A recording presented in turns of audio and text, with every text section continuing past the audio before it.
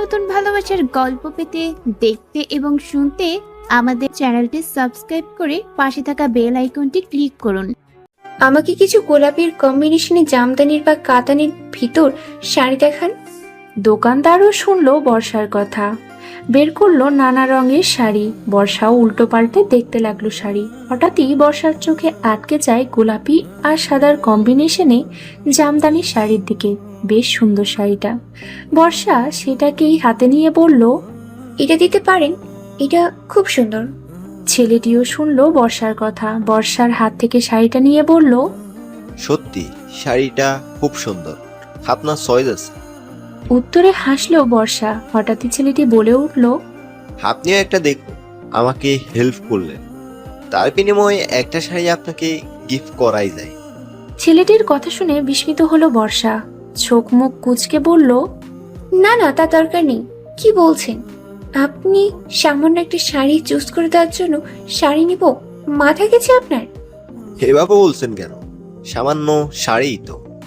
না না, তার দরকার নেই, আমায় এখন যেতে হবে। এই বলে বর্ষা থেকে উঠে দাঁড়ালো বর্ষা। আচমকাই শাড়ি প্যাঁচিয়ে পড়ে যেতে নিল সে। সাথে সাথেই সামনের ছেলেটি ধরে বসলো বর্ষাকে, তারপর বলল, আপনি ঠিক আছেন তো? এদিকে ঠিক সেই মুহূর্তেই সেই দোকানের ভিতরে ঢুকলো শুভ্র। নিজের অস্থিরতা তাকে দমিয়ে রাখতে না পেরে শুভ্র তাকে ফোন করে তারা কোন শপিং মলে আছে এটা জেনে এখানে আসে শুভ্র। কিন্তু বর্ষাকে অন্য আরেকটি ছেলের সাথে দেখে মুহূর্তেই চোখ মুখ শক্ত করে এলো তার। এমনিতেই বর্ষার অভিমান কি করে ভাঙবে এটা ভেবেই ডিপ্রেশনে সে। বর্ষার শূন্যতার মাথা খারাপ তার। তারপর অন্য আরেকটা ছেলে স্পর্শ করছে বর্ষাকে। মুহূর্তের মধ্যেই মাথায় যেন দাউ দাউ করে আগুন জ্বলে উঠল শুভ্রের। রাগান্বিত কণ্ঠ নিয়েই চেঁচিয়ে বলে উঠল সে, বর্ষা! সঙ্গে সঙ্গেই আশেপাশের লোকজন সহ বর্ষা আর সেই ছেলেটিও তাকালো শুভ্রের দিকে। বর্ষা তো চোখ বেরিয়ে আসার উপক্রম। সে ভাবেনি এমন একটা মুহূর্তে শুভ্র আসবে তার সামনে। চোখ বড় বড় করে তাকিয়ে আছে বর্ষা শুভ্রের দিকে। তার কল্পনারও বাইরে ছিল এই মুহূর্তে সে শপিং মলে শুভ্রকে দেখবে।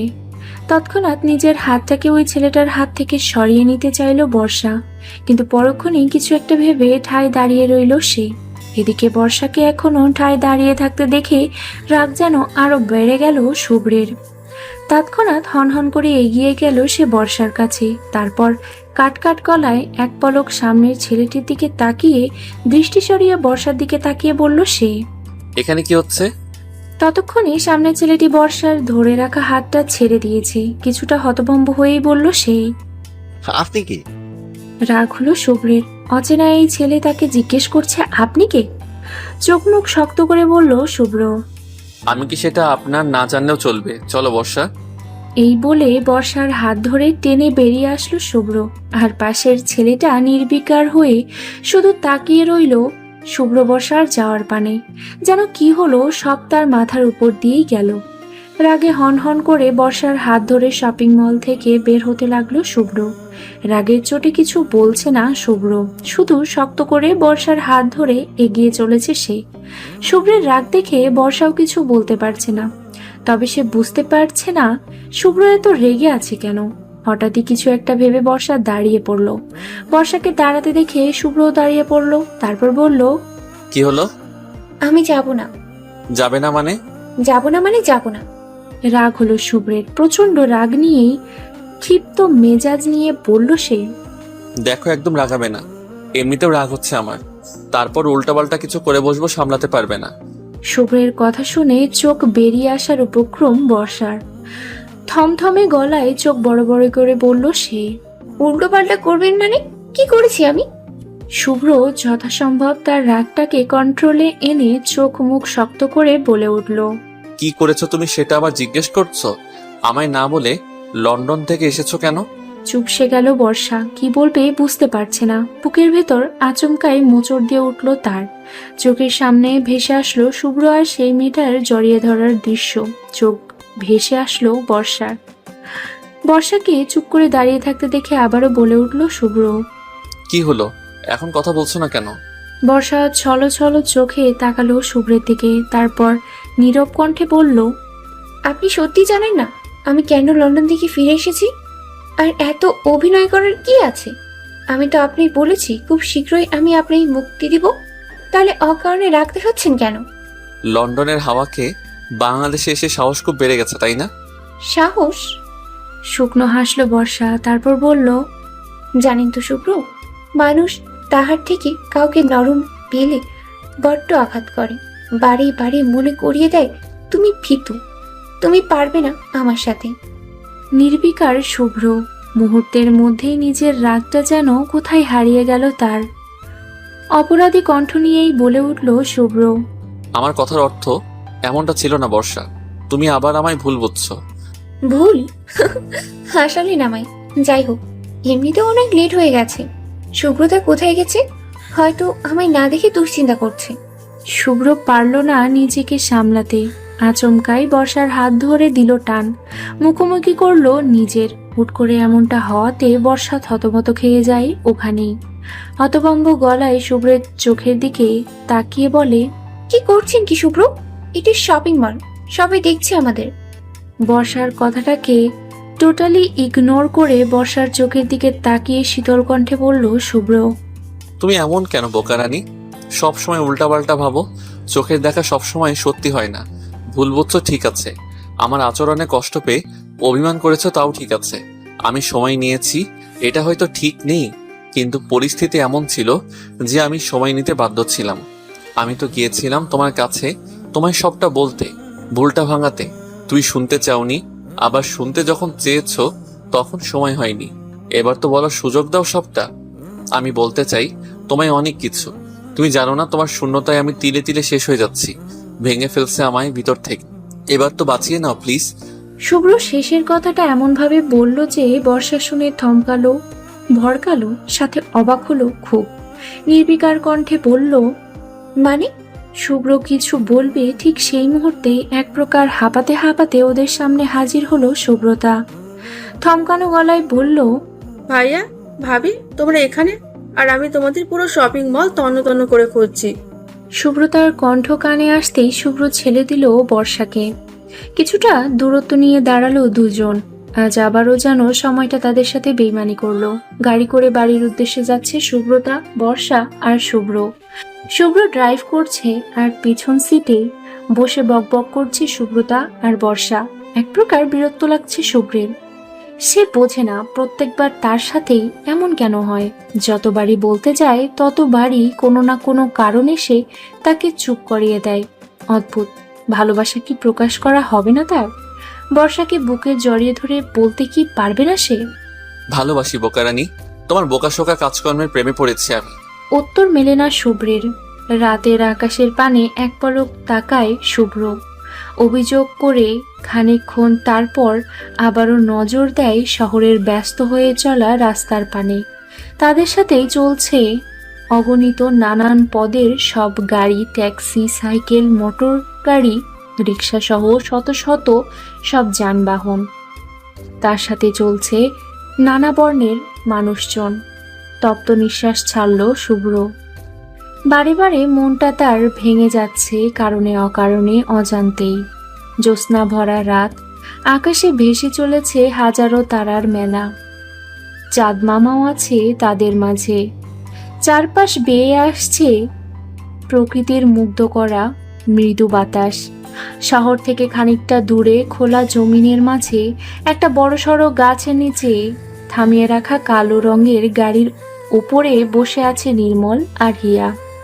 মূলত মাঝরাতে হুট করেই হিয়াকে নিয়ে এখানে আসে নির্মল। তারপর বসে পড়ে দুজন গাড়ির উপরে। একদম জনশূন্য জায়গাটা, যার দরুন হালকা ভয় ভয়ও লাগছে হিয়ার। একদম নিরিবিলি আর ছমছমে পরিবেশ। হিয়া আশেপাশে তাকিয়ে হালকা নিশ্চুপ স্বরে বলল, আমরা এখানে কেন এসেছি নির্মল? প্রতি উত্তরে গাড়ির ওপরে সোজা হয়ে শুয়ে পড়ল নির্মল। এমনি এমনি এমনি কেউ এই ছমছমে পরিবেশে আসে নাকি? তা আসে না? তাহলে এবার নির্মল বেশ সিরিয়াস কণ্ঠ নিয়েই বলল, তোমায় খুন করতে। কথাটা নির্মল সিরিয়াস ভাবে বললেও হিয়া সিরিয়াস ভাবে নিল না। স্বাভাবিক গলায় বলল, মেরে দিন না আমায়, তাহলে হয়তো আপনি দুজনেই বেঁচে যাই। থমকে গেল নির্মল। এমন কথা আশা করেনি সে। নির্মল স্বাভাবিক গলায় বলল, তোমার ভয় করছে না? ভয় করবে কেন? এই যে আমি তোমায় মেরে ফেলার হুমকি দিলাম। হেসে ফেলল হিয়া, তারপর বলল, অন্য কেউ হলে হয়তো ভয় হতো নির্মল, কিন্তু আপনি বলে পাচ্ছি না। কারণটা কি জানেন? হিয়ার কথা শুনে শোয়া থেকে উঠে বসলো নির্মল। জিজ্ঞাসাসূচক চোখে তাকালো সে হিয়ার দিকে, যার অর্থ, না আমি জানি না, বলো তুমি। হিয়াও নির্মলের চোখের ভাষার অর্থ বুঝতে পেরে শীতল ভেজা কণ্ঠ নিয়ে বলে উঠল, আমি আপনার ভালোবাসি নির্মল, আর ভালোবাসার মানুষের কাছে খুন হওয়াটা এক প্রকার সুখ। হিয়ার কথা শুনে বাকরুদ্ধ যেন নির্মল। এই মেয়ে দিনে দিনে বড্ড বেপাকে ফেলছে তাকে। ভালোবাসা মগ্ন হওয়া ভালো, কিন্তু অতিরিক্ত পাগলামি করা যে বড়ই দুশ্চিন্তার বিষয়।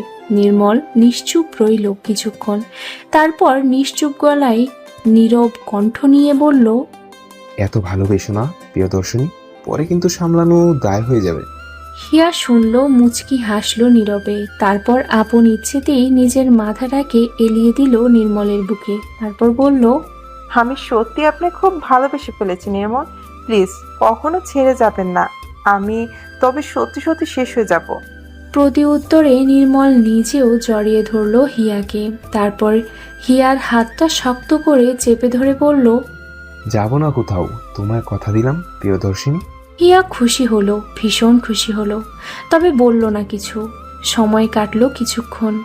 হঠাৎই নির্মল তার হাতে থাকা ঘড়িটা দেখল।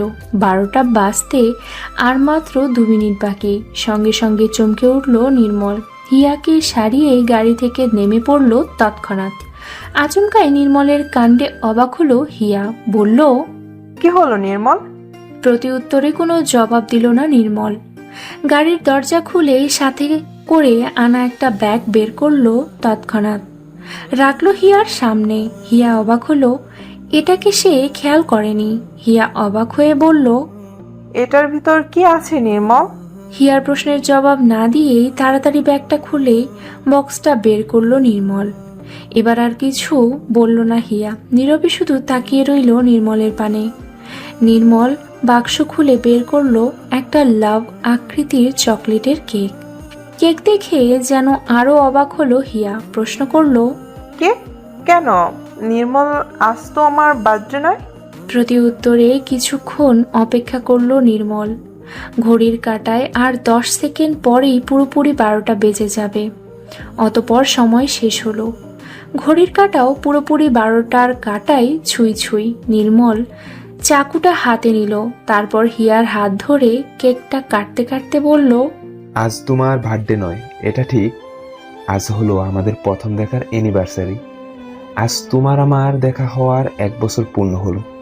গত বছর এই দিনের, অর্থাৎ এখনকার সময়ের এই রাত পেরিয়ে সকালে তোমার সাথে আমার ভার্সিটি বসে কথা হয়েছিল। হিয়া অবাক হলো খুব। সে তো ভুলে গিয়েছিল প্রায়। নির্মল কেকটা কেটে খাইয়ে দিল হিয়াকে। হিয়াও খেলো, তারপর নির্মলকে খাইয়ে দিতে দিতে বলল, আমি তো ভুলে গেছিলাম। হাসলো নির্মল, বলল, কোনো ব্যাপার না, কিছু ভুলের ক্ষমা আছে। আজ শুভ্রতার জন্মদিন। পুরো বাড়ি জুড়েই মোটামুটি একটা শোরগোল পড়ে গেছে তার জন্য। সকাল থেকেই পুরো ব্যস্ত বর্ষা। আজ শুভ্রতার বন্ধু বান্ধবেরা সহ আরও অনেক আত্মীয় স্বজনেরা আসবে, আর তাদের খাওয়া দাওয়ার ব্যবস্থা করার জন্যই মূলত ব্যস্ত বর্ষা।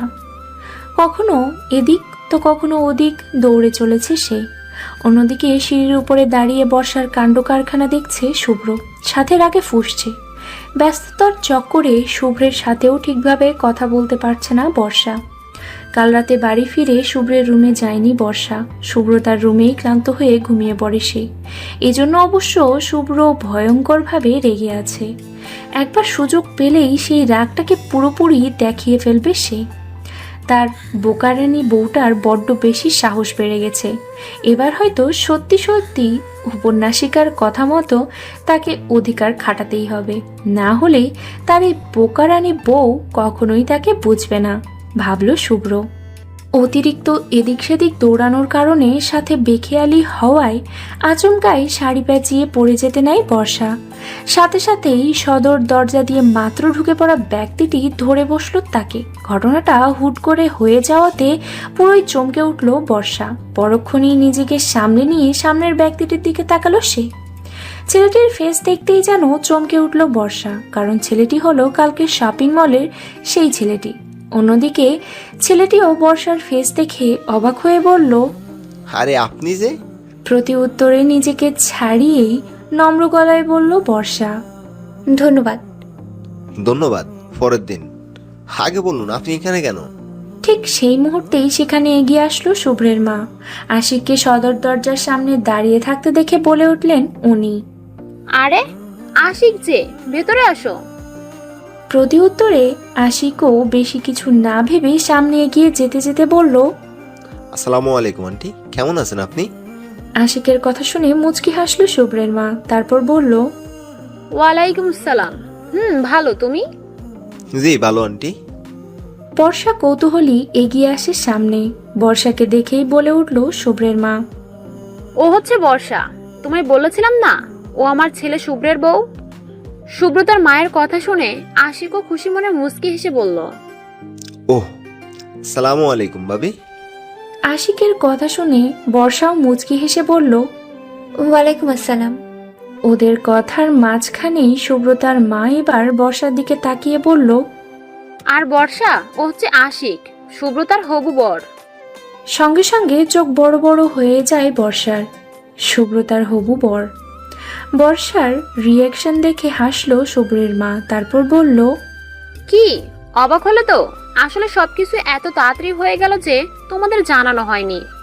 আশিকের বাবা আর শুভ্রের বাবা হলো দুই বন্ধু, তোমার বাবারও বন্ধু, আর সেই সুবাদেই এই সম্পর্কে। প্রতি উত্তরে শুধু এতটুকুই বলল বর্ষা। ও, এরই মাঝে শুভ্রের মায়ের ডাক পড়ল রান্নাঘর থেকে। সেও আসছি বলে বর্ষা আর আশিকের দিকে তাকিয়ে বলল, তোমরা কথা বলো, আমি এক্ষুনি আসছি। উত্তরে শুকনো হেসে বলল আশিক। ঠিক আছে আন্টি। শুভ্রের মা যেতেই আশিক বর্ষার দিকে তাকিয়ে বলল, আই ক্যান্ট বিলিভ দিস যে আপনি বর্ষার ভাবি। সুব্রতা আপনার কথাই বলছিল। আমার তবে আপনি যে বর্ষার ভাবি হবেন ভাবতেই পারিনি। আশিকের কথা শুনে বর্ষাও বেশ আবেগী কণ্ঠে বলল, আপনারও কিন্তু সেম অবস্থা। ও, তার মানে কাল আপনি সুব্রতার জন্য শাড়ি কিনতে গিয়েছিলেন? উত্তরে মাথা নাড়ায় আশিক, তারপর বলে, কাল তো সুব্রতার সাথে শপিং মলে দেখা হওয়ার কথা ছিল, বাট কোনো এক কারণে ও চলে আসায় দেখা হয়নি। আশিকের কথা শুনে হালকা সংকোচতা ফিল করলো বর্ষা। কাল তো শুভ্রের জন্যই তাদের এইভাবে বেরিয়ে আসতে হলো। বর্ষা কিছুটা সংকোচতা নিয়েই বলে উঠল, আসলে হয়েছিল কি? বর্ষার পুরো কথা শেষ হওয়ার আগেই বলে উঠল আশিক, ইটস ওকে ভাবি, বলতে হবে না, আমি জানি শুভ্র ভাইয়ের জন্যই ফিরে এসেছেন। উনি যার রেগে ছিলেন নিশ্চয়ই আপনাকে আমাকে একসাথে দেখে উল্টো পাল্টো কিছু ভেবেছিল। এবার কি বলবে বর্ষা? শুকনো হাসলো শুধু, তারপর বলল, ওই আর কি। হাসলো আশিক, বলল, বউয়ের পাশে অন্য কাউকে সহ্য করা সত্যিই টাফ। আশিকের কথা শুনেই হেসে ফেলল বর্ষা। এদিকে সিঁড়ির উপরে দাঁড়িয়ে আশিক আর বর্ষার কার্যকলাপ সবই দেখছে শুভ্র। রাগও হয়েছে তার। এই মেয়ে শাড়ি পরে যখন হাঁটতে পারে না, তাহলে শাড়ি পরার কি দরকার? অদ্ভুত বিষয়।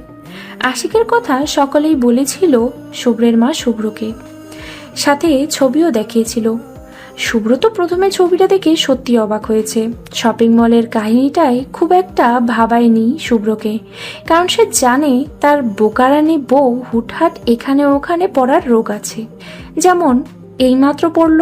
তবে হ্যাঁ, ছেলেটি বর্ষার হাতে স্পর্শ করেছিল বলেই রাগ হয়েছিল শুভ্রের।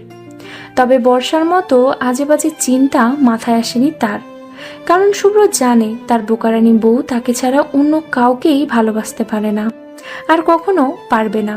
হালকা হাসল শুভ্র, তবে পর মুহূর্তেই আবার নিরাশও হলো সে।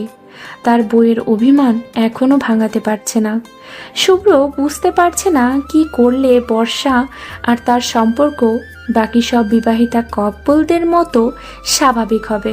হঠাৎই শুভ্রের মনে পড়ল তার অনাকাঙ্ক্ষিতভাবে পরিচিত হওয়া শুভাকাঙ্ক্ষী ঔপন্যাসিকার কথা। তৎক্ষণাৎ পকেট থেকে ফোনটা বের করলো সে। তারপর কল অপশনে ঢুকে ঔপন্যাসিকার নাম্বারে কল করলো মুহূর্তেই। পরপর 2 বার কল করার পরও ধরল না ঔপন্যাসিকা। তৃতীয়বারের মতো কল করতেই ধরে ফেলল সে। কল ধরতেই হতভম্ব গলায় বলল শুভ্র। হ্যালো। সাথে সাথে অপর প্রান্তের মানুষটি বলে উঠল, হেই মিস্টার হিরো, কি খবর? উপন্যাসিকার কথা শুনে নিরাশ হয়ে বলল শুভ্র। আর খবর? কিছুতেই কিছু হচ্ছে না যে। হাসলো ঔপন্যাসিকা, তারপর বলল, অভিমান ভাঙাতে এখনো ব্যর্থ মিস্টার হিরো? তাহলে বলছি কি, প্লিজ একটু হেল্প করো না। আমি বুঝতে পারছি না কি থেকে কি করব, কিভাবে বললে বুঝবে বর্ষা। শুকনো হাসলো ঔপন্যাসিকা, তারপর নীরবে ভেজা কণ্ঠে বলল, শান্ত গলায়, নিঝুম নিরালায়, জ্যোৎস্না ভরা আলোতে আলোকিত আকাশের চাঁদ মামাকে পাশে নিয়ে বলুন, দেখবেন সব ঠিক হয়ে গেছে। তুমি যতটা ইজিভাবে বলছো আমি তো ততটা ইজিভাবে পারছি না। যতবারই বর্ষাকে কিছু বলতে চাই ততবারই কোনো না কোনো বাধা এসে দাঁড়ায়। তার জন্যই তো বললাম নিঝুম নিরালয় যান, মন খুলে বলুন সব। বলছো? Big confidence. ফোন কাটলো শুভ্র, ভাবলো অনেক কিছু। দুপুর গড়িয়ে বিকেল হয়ে গেছে অনেক আগেই। ঘড়ির কাঁটাটাও ছুটে চলেছে আপন গতিতে। নিস্তব্ধ প্রায় সব, শুধু মাথার উপরে থাকা সিলিং ফ্যানের শব্দ ব্যতীত তেমন কিছুই শোনা যাচ্ছে না। রুম জুড়ে থাকা মানুষগুলো চুপচাপ আজ, কারো মুখেই কোনো কথা নেই। গোল হয়ে ড্রয়িং রুমের সোফাতে বসে আছে হিয়া, হিয়ার বাবা মা আর হিয়ার ছোট ভাই পিয়াস। আর তাদের মাঝ বরাবর সোফাতে বসে আছে নির্মল। সামনের টেবিল জুড়েই পড়ে আছে নির্মলের আনা ফল মূল মিষ্টি সহ আরও অনেক কিছু। এতক্ষণ আগেই এসব নিয়ে এসেছে নির্মল। হিয়া জানতো না নির্মল আসবে। একবার নির্মল তো একবার বাবার মুখের দিকে তাকাচ্ছে হিয়া। কি হবে না হবে কিছুই যেন বুঝতে পারছে না সে। যদিও হিয়া জানে না নির্মল আসলে কি উদ্দেশ্য নিয়ে এসেছে, তবে হালকা সামান্য আন্দাজ করতে পারছে সে। হঠাৎই নীরবতার শিকল ছিঁড়ে মুখ খুলল নির্মল, বলল, আপনি হয়তো জানেন শ্বশুরমশাই আমি এখানে কেন এসেছি। অবশ্য ভুলে গেলেও ক্ষতি নেই, আমি আবার মনে করে দিচ্ছি। আপনার মেয়েকে চাইতে, দেখুন, চাইলে আমি আপনার মেয়েকে তুলে নিয়ে গিয়েই বিয়ে করতে পারতাম, কিন্তু এতে আপনার অসম্মান হবে, তাই করছি না। তবে আপনি বাধ্য করলে আমি সেটাই করব। এর আগের বার বলেছিলাম আমি শুধু আপনার মেয়ের ভালোবাসি শব্দটা শোনার জন্য অপেক্ষা করছি। এখন সেই সময়ের অবসান ঘটে গেছে। তাই আপনি চান বা না চান খুব শীঘ্রই আমি আপনার মেয়েকে বিয়ে করছি। আমার জীবন সম্পর্কে আর কি বলবো বলুন? এতদিনে নিশ্চয়ই আমার খবরাখবর নিয়ে নিয়েছেন। শুনেছি আপনি নাকি আমার হসপিটালও গিয়েছিলেন। থমকে গেল হিয়ার বাবা, আর অবাক হলো হিয়া। তার বাবা নির্মলের হসপিটালে গিয়েছিল, কিন্তু কেন? আপাতত প্রশ্নটাকে নিজের মাথায় জমিয়ে রেখেই মনোযোগ দিল নির্মলের বলা কথার দিকে। নির্মল বলছে, ছোটবেলা থেকেই একা থাকি, একাই বড় হয়ে ওঠা আমার। বাবা মায়ের মুখটা কখনো দেখা হয়নি আমার। তবে আশেপাশে মানুষের কাছ থেকে শুনেছি মা জন্মের সময় মারা যান, তারপর বাবা নাকি হসপিটালে রেখেই চলে যান আমায়। তখন থেকেই বাবা শব্দটাকে প্রচুর ঘৃণা করি আমি। প্রথম দিন আপনার সাথে হয়তো একটু বেশি বাজে ব্যবহার করেছি আমি, তার জন্য আমি দুঃখিত। আমার জীবনের প্রথম মেয়ে হলো আপনার মেয়ে, যাকে আমি ভালোবেসেছি। আমি বিয়ে করতে চাই ওকে। জীবনে অনেক একা থেকেছি, অনেক রাত একা কাটিয়েছি, কিন্তু আপনার মেয়ে জীবনে আসার পর একা থাকাটা যেন বিষাক্তকর মনে হয়। যাই হোক, বিয়ের ডেট জানিয়ে দিয়ে যাব। মেয়েকে রেডি করে রাখবেন, আমি কাজে নিয়ে এসে বিয়ে পড়িয়ে নিয়ে চলে যাব। আপনি চাইলে বড়সড় ধুমধাম করেও বিয়েটা করতে পারি, আর না চাইলে ছোট করে হবে। এটা আমি আপনার মতামত মেনেই করব। এতটুকু বলেই উঠে দাঁড়ালো নির্মল। ঘড়ির কাঁটার দিকে তাকিয়ে বলল, হসপিটালে যেতে হবে আমায়, আজ তবে আসি। পরের বার একদম বর বেশি এসে আপনার মেয়েকে নিয়ে যাব। ভালো থাকবেন শ্বশুরমশাই, শাশুড়ি আর প্রাণের শালামশাই। যদিও তোমার সাথে আমার প্রথম সাক্ষাৎ হলো আজ, শুনেছি পড়াশোনার সুবাদে মাদ্রাসায় থাকছো। খুব ভালো, মন দিয়ে পড়াশোনা করব। বলেই এক পলক হিয়ার দিকে তাকিয়ে বেরিয়ে যায় নির্মল, আর হিয়া শুধু তাকিয়ে রয় চুপচাপ। বাবার চেহারার রিয়াকশন দেখে কিছু বুঝে উঠতে পারছে না, একদম চুপচাপ হয়ে গেছেন উনি। হিয়াকে ভাবাচ্ছে খুব, বারবার মাথায় একটা প্রশ্ন এসেই নাড়া দিচ্ছে। আজ বাবা কিছু বললো না কেন? সারাদিনের হইহুল্লোর সাথে আত্মীয় স্বজনের সেবা যত্ন, সুব্রতার বার্থডে সেলিব্রেশন করতে করতেই কেটে গেল পুরো সন্ধ্যাটা। ব্যস্ততাই কেটেছে সবার। বর্তমানে সবাই তাদের খাওয়া দাওয়ার পালা শেষ করে বাড়ি ফেরার উদ্দেশ্যে রওনা দিচ্ছে। আশিকও চলে যাবে এখন। আশিকের বাবা মাও এসেছিল আজকে।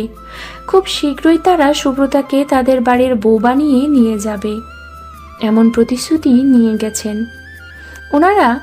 আগেই গেছেন, এখন আশিক যাবে। বাড়ির সামনের দিক দিয়ে হেঁটে গাড়ি পর্যন্ত যাচ্ছে আশিক, আর তার পাশেই হাঁটছে সুব্রতা। নীরবতা চলছে দুজনের মাঝে। হঠাৎই সুব্রতা বলে উঠল, আবার আসবেন কিন্তু। হাসলো আশিক, তারপর বলল, নিশ্চয় আসবো। কালকের জন্য রাগ করেনি তো? না, ও তোমায় গিফটটাই তো দেওয়া হয়নি আজ। গিফট? হুম। এই বলেই হেঁটে গাড়ি পর্যন্ত গিয়ে গাড়ির ভেতর থেকে গিফটের প্যাকেটটা বের করলো আশিক, এগিয়ে দিল সুব্রতার দিকে, তারপর বলল, এটা তোমার জন্য, কোনো এক সময় পরে নিও। সুব্রতা তাকালো আশিকের দিকে, তারপর গিফট না দেখেই বলল, ঠিক আছে। খুশি হলো আশিক। অতপর সুব্রতাকে বিদায় জানিয়ে গাড়ি করে চলে গেল সে। সুব্রতা তাকিয়ে রইল আশিকের যাওয়ার পানে। এমন সময় সুব্রতার কান ধরে টান দিল বর্ষা। আচমকা এমনটা হওয়াতে সুব্রতা ব্যথায় কুকড়িয়ে উঠে বলল, আরে ভাবি, লাগছে তো?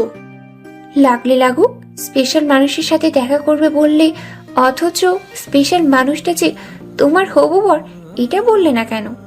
আসলে ভাবি, সারপ্রাইজ দিতে চেয়েছিলাম। ভেবেছিলাম কাল বয়ফ্রেন্ড রূপে মিট করাবো, আর আজ হবু বর হিসেবে। কিন্তু ভাইয়ের জন্য কিছুই হয়নি। ও, তলে তলে এত কিছু ভাবা হচ্ছিল। বর্ষার কথা শুনে শুকনো হেসে বলল সুব্রতা, ওই আর কি। ওই আর কি? তোমার ওই আর কেক বের করছি আমি। প্রতি উত্তরে বর্ষার হাত থেকে নিজের কানটা ছাড়িয়ে বলে উঠল সুব্রতা, আরে ভাবি, এত রাগ করো কেন? আমরাই তো।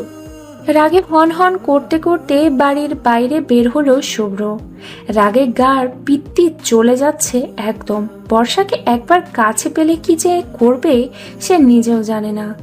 সেই সকাল থেকেই তাকে ইগনোর করেই যাচ্ছে। ডাকলেও সামনে আসছে না। বড্ড সাহস হয়ে গেছে। এবার সত্যি সত্যি সহ্যের সীমা অতিক্রম করেছে শুভ্রের। রাগে মাথায় আগুন জ্বলছে তার। শুভ্র রাগে হন হন করতে করতেই এগিয়ে গেল বর্ষার সামনে, তারপর কাটকাট গলায় বলল, বর্ষা। হুট করে শুভ্রের সামনে এসে রাগী কণ্ঠ শুনে অবাক হলো বর্ষা আর সুব্রতা। তবে বেশি না ভেবে বর্ষা বেশ শান্ত গলায় বলল, কি হয়েছে? বর্ষার কথায় রাগ যেন আরো উঠল শুভ্রের। সে সুব্রতাকে উদ্দেশ্য করে বলল, শুভ্রতা, চোখ বন্ধ করে সোজা নিজের রুমে যাবি। এদিক সেদিক তাকালে একদম থাবড়িয়ে গাল লাল বানিয়ে দিব। শুভ্রের কথা শুনে বর্ষা বলে উঠল, ও কেন যাবে? ও যাবে না। বর্ষার কথাটাকে টোটালি ইগনোর করে আবারও ঝাঁঝালো গলায় বলে উঠল শুভ্র সুব্রতাকে, আমি তোকে যেতে বলেছি শুভ্রতা। সঙ্গে সঙ্গে সুব্রতা ঘাবড়ে গিয়ে দৌড়ে চলে গেল তার রুমে। আর বর্ষা খানিকটা সাহসিকতা নিয়ে বলে উঠল, আপনার সমস্যাটা কোথায় বলুন তো? সে আসার পর থেকে দেখছি কারণে অকারণে রাগ দেখিয়ে যাচ্ছেন। আমি অকারণে রাগ দেখাই? তা নয় তো কি? ঠিক আছে, আজ তবে অকারণে অনেক কিছু হয়ে যায়। শুভ্রের কথা শুনে চোখ বড় বড় করে বলে বর্ষা। মানে? প্রতি উত্তরে কোনো কিছু না বলেই হুট করেই বর্ষাকে কোলে তুলে নিল শুভ্র। আকস্মিক শুভ্রের এমন কাণ্ডে চোখ বড় বড় হয়ে যায় বর্ষার। সাথে শুভ্রের শার্টের হাতা খামচে ধরে বলল সে, আরে আরে, কি করছেন? কি পড়ে যাবো তো? প্রতি উত্তরে কোনো জবাব না দিয়েই বর্ষাকে কোলে নিয়ে হাঁটা শুরু করলো শুভ্র। শুভ্রের কাণ্ডে থমকে গেল বর্ষা, ঘাবড়ে গেছে সে। শুভ্র বর্ষাকে কোলে তুলে চলে যায় ছাদে। রাগে গা পিত্তি চলে যাচ্ছে তার। খোলা আকাশের নিচে ছাদের এক কিনারায় শুভ্র দাঁড় করায় বর্ষাকে। বর্ষা নিচে নেমেই হতভম্ব গলায় বলে, আপনি আমায় এখানে কেন নিয়ে এসেছেন? তোমার সাথে কথা আছে আমার। কিন্তু আমার আপনার সাথে কোনো কথা নেই। বলেই চলে যেতে নেয় বর্ষা। সাথে সাথে বর্ষার হাত ধরে নিজের কাছে টেনে আনে শুভ্র। কোমর জড়িয়ে ধরে তৎক্ষণাৎ সঙ্গে সঙ্গে চমকে উঠল বর্ষা, কেঁপে উঠল পর মুহূর্তেই। সাথে নিজেকে ছাড়ানোর চেষ্টা করলো সে। বর্ষাকে ছটপট করতে দেখে শুভ্র বর্ষার কোমর ছেড়ে দুবাহু চেপে ধরে। কপালে কপাল ঠেকিয়ে চোখ বন্ধ করে শীতল ভেজা কণ্ঠ নিয়ে বলে, তুমি এমন কেন বোকারানি? এতবার করে বলেছি কিছু কথা আছে, তাও শুনতে চাইছো না কেন? আমাকে মারার প্ল্যান করছো নাকি? শুভ্রের কাণ্ড আর কথা শুনে থমকে যায় বর্ষা। নিজের ছটফটানি কমিয়ে দেয় পর মুহূর্তেই। বর্ষাকে নিস্তব্ধ হয়ে যেতে দেখে আবারও বলে উঠল শুভ্র, আমি তোমায় ভালোবাসি বর্ষা, তোমার সাথে থাকতে চাই সারা জীবন। তুমি কেন বুঝতে পারছো না আমার অবস্থাটা? তোমার শূন্যতায় যে নিস্তেজ হয়ে যাচ্ছি আমি। এবার তো বাঁচিয়ে নাও আমায়। তোমার এক একটা অবহেলা যেন ছুরির আঘাতের মতো ক্ষত দিয়ে চলেছে আমার বুকে।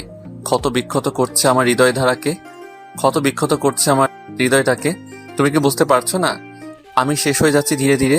প্লিজ আর কষ্ট দিও না আমায়, না হলে সত্যি শেষ হয়ে গিয়ে হারিয়ে যাব অনেক দূরে। তারপর চাইলেও আর খুঁজে পাবে না, কিন্তু বলে দিলাম। বর্ষাও শুভ্রের মতো চোখ বন্ধ করেছিল এতক্ষণ। শুভ্রের লাস্ট কথাটা শুনে চোখ খুলে ফেলল নিমিষেই। কি বলছে কি শুভ্র? হারিয়ে যাবে মানে? বর্ষা নির্বিকার হয়ে এতক্ষণ শুনছিল শুভ্রের কথা। পর মুহূর্তেই কিছুটা শীতল স্বর অবাক দৃষ্টিতে শুভ্রের দিকে তাকিয়ে বলল, আপনি সত্যি আমায় ভালোবাসেন শুভ্র? চোখ খুলল শুভ্র। তারপর বর্ষার চোখের দিকে তাকিয়ে ওর দুগাল চেপে ধরে বলল, কিভাবে বললে তুমি বুঝবে বলো? আমি তাই করব। শুভ্রের কথায় যেন এক অদ্ভুত শিহরণ বয়ে গেল বর্ষার মাঝ দিয়ে। আনমনেই বলে উঠল সে, মুখেই বলুন না একবার। শুভ্র শুনল বর্ষার কথা। গাল থেকে হাত সরিয়ে বুকের মাঝে জড়িয়ে ধরল বর্ষাকে। তারপর বলল, সত্যি বলছি বোকারানি, তোমায় আমি নিজের অজান্তেই ভীষণ ভালোবেসে ফেলেছি। তোমার বোকাশোকা কাজকর্মের প্রেমে পড়েছি আমি। শুভ্রের কাণ্ডে সত্যি হতভম্ব বর্ষা। শুভ্র তাকে ভালোবাসে কথাটা যেন বিশ্বাস হচ্ছে না বর্ষার। বর্ষা নিজেও জড়িয়ে ধরল শুভ্রকে। শুভ্রের কথা শুনে তার তো খুশি হওয়ার কথা, কিন্তু খুশি হতে পারছে না সে। হসপিটালের দৃশ্য বারবার চোখের সামনে ভাসছে তার। বর্ষা নির্বিকার স্বরে বলে উঠল শুভ্রকে, তাহলে সেদিন হসপিটালে যা দেখলাম সেটা কি ছিল শুভ্র? সেটাই তো বলতে চাই তোমায়। এবার কি শুনবে তুমি? উত্তরে মাথা নাড়ায় বর্ষা। বর্ষার মাথা নাড়ানো দেখে তপ্ত নিঃশ্বাস ফেলে বলে উঠল শুভ্র, হসপিটালে যাকে তুমি দেখেছো ওর নাম হলো নীলিমা। আমরা লন্ডনে একসাথে পড়াশোনা করেছি। ও আমার মতে বাংলাদেশ থেকে গিয়েছিল লন্ডনে পড়াশোনা করতে। ওর সাথে আমার প্রথম আলাপ ছিল ইউনিভার্সিটিতে। ওর সাথে আমার সম্পর্কটা ছিল বন্ধুত্ব। আমি সবসময় ওকে আমার বন্ধুর নজরেই দেখেছি। একসাথে ক্লাস অ্যাটেন্ড করা, ফিল্ম দেখা, ঘুরতে যাওয়া, স্টাডি করা, সবকিছুই একসাথে হতো আমাদের। আমি এগুলো সবকিছুই ওর সাথে বন্ধু হিসেবে করতাম, কিন্তু ও যে আমায় বন্ধুর নজরে দেখেনি সেটা আমি কখনোই ভাবিনি। সেদিন জন্মদিনের রাতে হুট করে জেনেছি ও নাকি হাত কেটে সুইসাইড করতে গিয়েছিল। ভাগ্য ভালো থাকায় বেঁচে যায়। আর তখনই জানতে পেরেছি আমার বিয়ে হয়ে গেছে বলে ডিপ্রেশনে ভুগে এমনটা করেছে ও। আর ওকে সামলাতেই রোজ হসপিটালে যেতে হতো আমায়। আমি বুঝতে পারছিলাম না কি করব না করব, কিভাবে তোমায় বললে তুমি বুঝবে। তোমায় আমি ঠকাচ্ছি এরকম নানান ভাবনায় ঘুরতো মাথায়, যার দরুন তোমার সাথে স্বাভাবিক হতে পারতাম না। বলতে তো চাইতাম অনেক কিছু, কিন্তু কিছুতেই কিছু হয়ে উঠছিল না। আর নীলিমাও সুস্থ হচ্ছিল না। জেদ ধরতো এক এক সময় এক একটা। কিন্তু তুমি চিন্তা করো না, এখন সব ঠিক আছে। আমি ওকে বুঝিয়ে বলেছি সবটা। শুভ্রের কথা শুনে পুরো স্তব্ধ বর্ষা। এমন কিছু যে ঘটতে পারে এটা তার কল্পনার বাহিরে ছিল একদম। বর্ষা নির্বিকার হয়ে বলল, মেয়েটা কি সবটা মেনে নিয়েছে? আর আপনি যে এখানে এসেছেন তাও জানেও? সবই জানি। অনেক বুঝেছি, হয়তো বুঝেছে, হয়তো বোঝেনি। কিন্তু ও আমায় কথা দিয়েছে আর কখনোই উল্টাপাল্টা কিছু করবে না। যদি না মানে? চুপ হয়ে গেল শুভ্র। ছলো ছলো চোখে তাকালো সে বর্ষার দিকে। তবে কি বর্ষা তাকে বুঝলো না? রাত 10টার কাটা ছুঁই ছুঁই। বিছানায় চুপচাপ বসে আছে হিয়া। মাথার ভিতর হাজারো প্রশ্ন এসে উকি মারছে তাকে। 1, বাবা কেন নির্মলের হাসপাতালে গেল? 2, আজ বাবা নির্মলের কথা শুনে কোনো কথা কেন বলল না? 3, বাবা কি বিয়েটা দিতে আদৌ রাজি হবে? এরকম হাজারো কথা এসে বাড়ি মারছে হিয়ার মাথায়। এমন সময় হিয়ার দরজার নক পড়ল হিয়ার বাবা। বলল, আসবো? আচমকাই বাবার ভয়েস কানে আসতেই নিজের ভাবনা থেকে বেরিয়ে আসলো হিয়া। তৎক্ষণাৎ বসা থেকে উঠে দাঁড়িয়ে হতভম্ব গলায় বলল সে। বাবা আসো, পারমিশন লাগে নাকি? উত্তরে তেমন কিছু না বলেই ভিতরে ঢুকলো হিয়ার বাবা। তারপরে বলল, তোর সাথে কিছু কথা ছিল। বুকটা যেন কেঁপে উঠল হিয়ার। ভয় হচ্ছে ভীষণ। না জানি কি বলে তার বাবা। যদি বিয়েটা করতে বারণ করে তবে? হিয়ে তার সকল ভাবনাকে সাইডে রেখে বলে উঠল, বলো। হিয়ার বাবা খাটে বসলো আগে। তারপর হিয়াকে নিজের সামনের জায়গাটা দেখিয়ে বলল, এখানে বস। হিয়াও বসলো। বুক কাঁপছে তার। হিয়া বসতেই হিয়ার কপালে হাত রাখলো হিয়ার বাবা। তারপর আবেগী কণ্ঠে বলে উঠল, তুই যে কবে এত বড় হয়ে গেছিস বুঝতেই পারিনি। বাবার কথা শুনে হিয়া অবাক হলো খুব। বাবার মুখে এত আবেগী কথা এই প্রথমবারই শুনছে সে। হিয়া ছলো ছলো চোখে বাবার দিকে তাকিয়ে বলল, কিছু কি হয়েছে বাবা? না, কি হবে? হিয়া চুপ করে রইল। বাবার কথার পাল্টা উত্তর হিসেবে কি বলবে বুঝতে পারছে না সে। হিয়াকে চুপ থাকতে দেখে আবারও বলে উঠল হিয়ার বাবা, নির্মলকে তুই ভালোবাসিস হিয়া? সঙ্গে সঙ্গে রুহ সমেত কেঁপে উঠল হিয়ার। এখন কি বলবে সে? এত বড় প্রশ্নের উত্তরটা তো জানা হিয়ার, কিন্তু বাবার সামনে কি করে বলবে সে? হিয়াকে এবারও চুপ থাকতে দেখে আবারও বলে উঠল হিয়ার বাবা, কি হলো বলছিস না কেন? বিয়ে করতে চাস তুই নির্মলকে? এবার আর চুপ থাকতে পারল না হিয়া। মাথা নিচু করেই উপর নিচ মাথা নাড়ালো সে। যার উত্তর চাই সে। মেয়ের মাথা নাড়ানো দেখে শুধু এতটুকুই বলল হিয়ার বাবা। ঠিক আছে। তৎক্ষণাৎ উঠে দাঁড়ালো হিয়ার বাবা। বেরিয়ে যেতে লাগলেন হিয়ার রুম থেকে। যা দেখে হিয়াও বসা থেকে উঠে দাঁড়ালো। তারপর হতভম্ব গলায় বলল, বাবা। হিয়ার কণ্ঠ শুনেই দাঁড়িয়ে পড়ল হিয়ার বাবা। পেছনে ঘুরে তাকালেন মেয়ের পানে। বাবাকে নিজের দিকে তাকাতে দেখেই আবারও মাথা নিচু করে বলল হিয়া, নির্মল খুব ভালো ছেলে বাবা, একটু রাগী কিন্তু ভালো। উত্তরে শুকনা হেসে বলল হিয়ার বাবা। জানি আমি। এতটুকু বলেই হিয়ার বাবা বেরিয়ে যায় রুম থেকে। আর হিয়া জাস্ট নির্বিকার দৃষ্টিতে তাকিয়ে রইল বাবার যাওয়ার পানে। আনমনেই ভাবল সে, বাবা কি তবে মেনে নিল আমার আর নির্মলের বিয়েটা? নিঝুম রাতের নিঝুম নিরালায় এখনো ঠায় দাঁড়িয়ে আছে শুভ্র বর্ষা। কারো মুখেই কোনো কথা নেই। শুভ্র এখনো বুঝতে পারল না বর্ষার দিকটা। বর্ষা কি তার ভালোবাসা গ্রহণ করলো না নাকি বুঝতে চাইল না। হঠাৎই বর্ষা বলে উঠল, রাত তো অনেক হয়েছে, ঘুমাবেন না? শুভ্র শীতল দৃষ্টিতে তাকালো বর্ষার পানে। তারপর ওর হাত ধরে শীতল কণ্ঠে বলল, তুমি কি আমায় বুঝলে না বর্ষা? বর্ষা শুনল শুভ্রের কথা, ভাবলো অনেক কিছু। তারপর বলল, আমার ভীষণ ঘুম পেয়েছে শুভ্র, আমরা কাল কথা বলি। এতটুকু বলে নিজের হাতটা ছাড়িয়ে ছাদ থেকে নেমে পড়ল বর্ষা। আর শুভ্র স্তব্ধ হয়ে বর্ষার যাওয়ার পানে তাকিয়ে থেকে বলল, তুমি কি আসলেই আমায় বুঝলে না বোকারানি? অনেকটা সোনালি আকাশ, জানালার কার্নিশ পেয়ে আসছে মৃদু রোদ্দুর ছোঁয়া। সেই রোদ্দুরের ছোঁয়া এসে পড়ল শুভ্রের মুখে। বেঘুরে ঘুমিয়ে আছে সে বিছানা জুড়ে। হুট করেই কাল রাতের বর্ষার চলে যাওয়ার দৃশ্য ভেসে আসলো শুভ্রের সামনে। তৎক্ষণাৎ ঘুমটা ভেঙে গেল তার। মন খারাপ হলো আনমনে। শুভ্র শোয়া থেকে উঠে বসলো। শান্তি মিলছে না তার। কোথায় ভাবলো বর্ষা তাকে মেনে নিবে, কিন্তু হলো কই। খানিকটা বিরক্ত প্রকাশ করলো শুভ্র।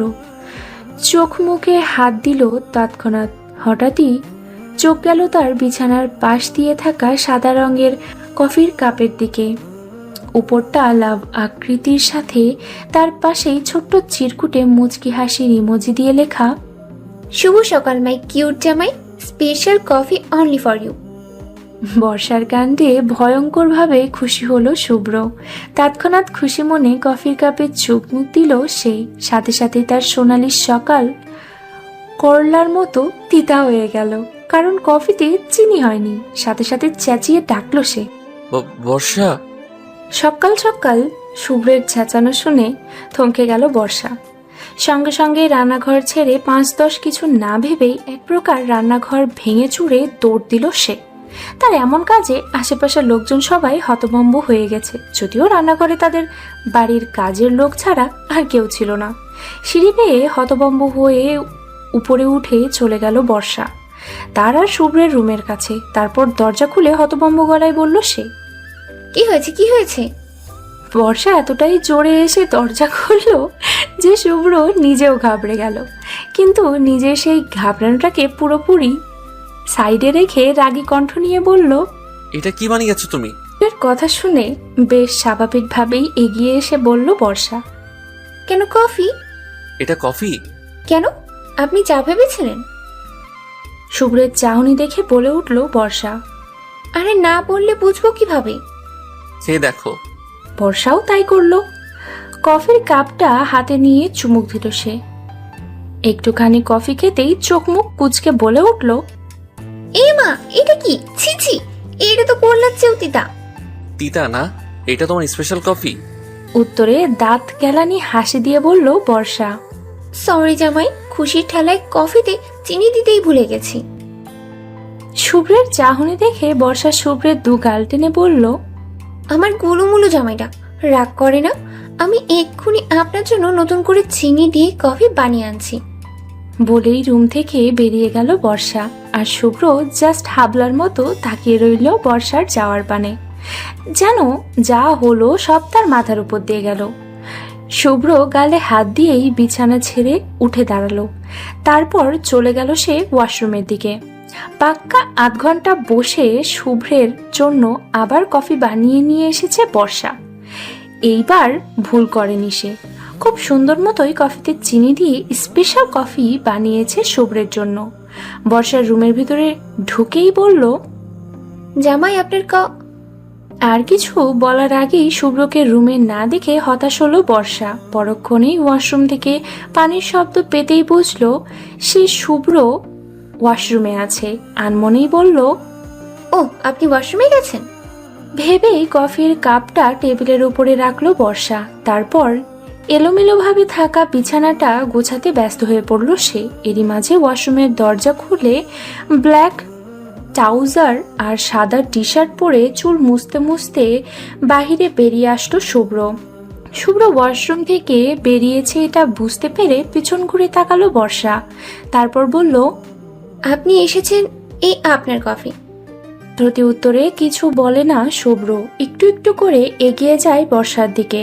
শুভ্রের কাণ্ডে শুরুতে কিছু না বুঝলেও পরক্ষণেই নিজের দিকে এক দৃষ্টিতে তাকিয়ে থেকে শুভ্রকে নিজের দিকে আসতে দেখে বলে উঠল বর্ষা, আপনার কি কিছু লাগবে শুভ্র? উত্তরে মাথা নাড়িয়ে বলল শুভ্র, কি লাগবে বলুন, আমি এনে দিচ্ছি। বলেই সাইডে সরে যায় বর্ষা। বর্ষার কাণ্ডে হাসলো শুভ্র, বলল, তোমার ভয় পেলে তো বেশ লাগে। শুকনো ঢোক গিলল বর্ষা। তারপর বলল, ভয় কই, আমি তো ভয় পাচ্ছি না। আবারও হাসলো শুভ্র। বসে পড়ল সে বিছানায়, কফির কাপে হাত দিল আবার, বলল, এবার স্পেশাল বানিয়েছো তো? চিনি দিয়েছি, এতটুকু জানি। হেসে ফেলল শুভ্র। এই বোকারানির বোকা বোকা কথাবার্তা সবই বেশ লাগছে শুভ্রের। শুভ্র কফির কাপে চুমুক দিল। শুভ্র চুমুক দিতেই বলে উঠল বর্ষা, এইবার সব ঠিক আছে তো? জবাব দেয় না শুভ্র, শুধু কড়া দৃষ্টিতে তাকায় বর্ষার দিকে। যা দেখে বর্ষা বলে উঠল, এবারও ভালো হয়নি, কিন্তু এবার তো আমি মনে করি চিনি দিয়েছিলাম। উত্তরে হুট করেই হেসে ফেলে শুভ্র, বলে, খুব ভালো হয়েছে। সঙ্গে সঙ্গে খুশি হয়ে যায় বর্ষা। যাক, অবশেষে কফিটা ভালো লেগেছে শুভ্রের। বর্ষা খুশি মনে বলল, সত্যি? এরই মাঝে বর্ষার ডাক পড়ল নিচ থেকে। শুভ্রের দিকে তাকিয়ে থেকে বলল, আপনি বসুন, আমি এক্ষুনি আসছি। উত্তরে শুভ্র খুশি হয়ে বলে, ঠিক আছে। লাইব্রেরির 4 নম্বর টেবিলের জানালার পাশে বসেছিল হিয়া। আচমকাই খাতা কলম ডায়েরি বই সবকিছু সাইডে ছুঁড়ে দিয়ে বলল সে। আর ভালো লাগছে না, বিরক্তকর সবকিছু। আজ 2 দিন হলো নির্মলের সাথে কথা বলা বন্ধ হিয়ার। সেই যে বাড়িতে গিয়েছিল নির্মল, তারপর আর খোঁজ নেই তার। হিয়া বোঝে না হুট করে কোথায় গেল নির্মল। হাসপাতালেও গিয়েছিল হিয়া, কিন্তু খোঁজ পায়নি। মনটা ব্যাকুলতার শীর্ষে আছে একদম। যবে থেকে নির্মলের উপরে দুর্বল হয়ে পড়েছে হিয়া, তবে থেকেই একদিন দেখা না হলেই ব্যাকুল হয়ে পড়ে হিয়া, যেমন এখন হচ্ছে। আর ব্যাকুল বলেই কোনো কিছু ভালো লাগছে না তার। হিয়া ফোনটা হাতে নিল, কল করলো নির্মলের নাম্বারে, কিন্তু প্রত্যেকবারের মতো এবারও এক ভদ্র মহিলা ফোন বন্ধ বলছে। হিয়া বোঝে না এইভাবে হুট করে কোথায় লাপাত্তা হয়ে গেল নির্মল। নির্মলের চিন্তায় কোনো কিছুতেই যেন মন বসছে না হিয়ার। রাত 11টার কাটা ছুঁই ছুঁই। রুমের মধ্যে পায়চারি করছে শুভ্র, সাথে অপেক্ষা করছে সে বর্ষার আসার জন্য, কিন্তু বর্ষার কোনো খবর নেই। শুভ্র বোঝে না এই মেয়েটা অলওয়েজ এত দেরি কেন করে। সে কি বোঝে না কেউ একজন তার জন্য অপেক্ষা করছে ব্যাকুল হয়ে। শুভ্র তার পকেটে হাত রাখলো, বের করলো বর্ষার জন্য আনা একটা ছোট্ট গিফট। গলায় পরার সুন্দর একটা লকেট কিনেছে শুভ্র, যেটা দুপুরেই জুয়েলারির দোকানে গিয়ে এনেছিল সে। শুভ্র মুচকি হেসে বক্স থেকে লকেটটা বের করে তার দিকে তাকিয়ে বলল, তুমি কখন আসবে বোকারানি? আর তোমায় আমি নতুনভাবে বুকে জড়িয়ে ধরে বলবো ভালোবাসি, বলবো অনেক কথা। মুচকি হাসলো শুভ্র। হঠাৎই কারোর পায়ের শব্দ শুনতে পেয়ে শুভ্র বুঝতে পেরেছে বর্ষা হয়তো আসছে তার রুমে। শুভ্র খুশি হয়ে লকেটটা বক্সে রেখে বক্সটা বন্ধ করে আবারও পকেটে ভরে নিল। তারপর চলে যায় সে সাইডে। রুমের লাইট অফ করে দেয় নিমিষেই। সবেমাত্র সব কাজ শেষ করে রুমের দিকে আসতে লাগলো বর্ষা। চোখে মুখে হালকা ক্লান্তির ছাপ। বর্ষা তেমন কিছু না ভেবেই রুমের দরজা ঠেলে ভেতরে ঢুকলো, কিন্তু পুরো রুম জুড়ে অন্ধকার দেখে অবাক হলো খুব। সে যতদূর জানে শুভ্র এখন রুমে আছে, তাহলে অন্ধকার কেন? বর্ষা অবাক হয়েই বলল, আপনি কি রুমে নেই শুভ্র? সঙ্গে সঙ্গে রুমের দরজা আটকে পেছন থেকে বর্ষার মুখ চেপে ধরে শীতল ভেজা কণ্ঠ নিয়ে বলল শুভ্র, হুশ, অনেক হয়েছে তোমার আপনি বলা, আজ থেকে তুমি শুনতে চাই। শুভ্রের কাজে চোখ বড় বড় হয়ে যায় বর্ষার, তবে কিছু বলল না। আর শুভ্র পকেট থেকে তার গিফটটা বের করে পরিয়ে দিল বর্ষার গলায়। তারপর বলল, আজ থেকে তোমার আমার ভালোবাসার গল্প শুরু বর্ষা। অতপর সব অভিমান ভুলে আমি তোমায় চাই, একদম নিজের করে। কোনো বাধা থাকবে না, আর দূরত্ব থাকবে, শুধু ভালোবাসা। তুমি কি ভালোবাসবে আমায়? প্রতি উত্তরে খুশি হয়ে বলল বর্ষা, বাসবো তো, তবে একটা শর্তে। বর্ষার কথা শুনে অবাক হলো শুভ্র, বলল, শর্ত? কিসের শর্ত? বর্ষা সরে আসে শুভ্রের কাছ থেকে, রুমের লাইট জ্বালিয়ে দেয় তৎক্ষণাৎ। গলার লকেটটা দেখে মুচকি হাসলো সে। তারপর শুভ্রের মুখোমুখি হয়ে বলল, আপনি এখনো একটা প্রশ্নের উত্তর দেননি আমায়। বর্ষার কথায় ভ্রুজোড়া কুঁচকে এলো শুভ্রের। বেশ ভরাট গলায় বলল, কি বলিনি তোমায়? এইটাই যে আপনি বিয়ের দিন ফিরে কেন এলেন? কেনই বা বিয়ে করলেন আমায়? আর প্রায় রাতেই কার সাথে কথা বলেন আপনি? আর কেই বা ওই ঔপন্যাসিকা? বলেই বিছানার উপর থেকে শুভ্রের মোবাইল এনে কল লিস্টের প্রথম নামটা দেখলো বর্ষা। শুভ্র অবাক হলো খানিকটা, পরক্ষণে হেসে বলল, এই ব্যাপার? ঠিক আছে, আজই তোমায় সব বলবো আমি, ভেঙে ফেলবো সব ধূসরতা। চলো আমার সাথে। এই বলেই বর্ষা হাত ধরে এগিয়ে গেল শুভ্রের সামনে। জ্যোৎস্না ভরা রাত, আকাশটা জ্বলজ্বল করছে তারাদের দিয়ে। চাঁদ মামাও আছে তাদেরই ভিড়ে। বাড়ির সামনে রাস্তা ধরে জ্বলজ্বল করছে রাতের আধাদের দাঁড়িয়ে থাকা নির্ঘুম আলোকিত ল্যাম্পপোস্ট। গেটের সামনে থাকা গাছের পাতাও নড়ে চড়ে উঠছে কতক্ষণ পরপর। শীতল হাওয়া বইছে চারিদিকে। এসবের মাঝেই বেলকনিতে পাশাপাশি চেয়ারে বসে আছে শুভ্র বর্ষা। কারো মুখেই তেমন কথা নেই। হঠাৎই নিজেদের নিশ্চুপতায় তাদের সাইডে রেখে বলে উঠল বর্ষা, এবার বলুন তবে সবটা। বর্ষার কথা শুনে বেশ ভাবনাহীনভাবেই বলল শুভ্র। বলবো তো, কিভাবে শুরু করব সেটাই বুঝতে পারছি না। ঔপন্যাসিকা থেকে শুরু করব নাকি বিয়ে? বিয়ের দিন দিয়ে শুরু করুন। ঠিক আছে। বলেই বলতে শুরু করলো শুভ্র। ফ্ল্যাশব্যাক, বিয়ের দিন। বর বেশেই গাড়ি নিয়ে বেরিয়েছিল শুভ্র। মাথায় তখন একটা জিনিসই ঘুরছিল তার, এখান থেকে পালাতে হবে, আর বিয়েটা করা যাবে না। কিছুতেই সে বর্ষাকে বিয়ে করবে না।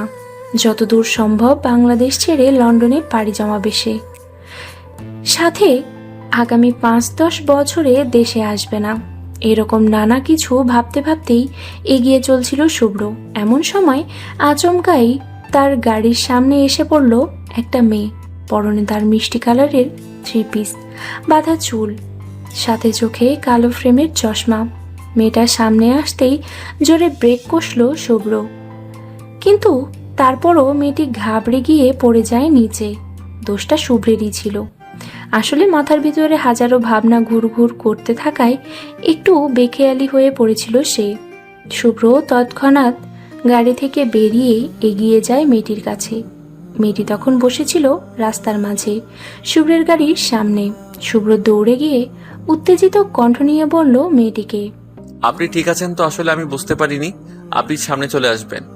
শুভ্রের উত্তেজিত ভাব দেখে বলে উঠল হিয়া, ইটস ওকে, রিল্যাক্স, এত উত্তেজিত হওয়ার মতো কিছু হয়নি। মেয়েটির মুখ দেখে সাথে তার কথা শুনে থেমে যায় শুভ্র। রাস্তার ধারে এয়ারপোর্টের সামনেই একটা গাছের নিচে সিমেন্টের তৈরি বেঞ্চে বসে আছে হিয়া। পড়ে যাওয়ার কারণে পায়ে সামান্য ব্যথা পেয়েছে সে।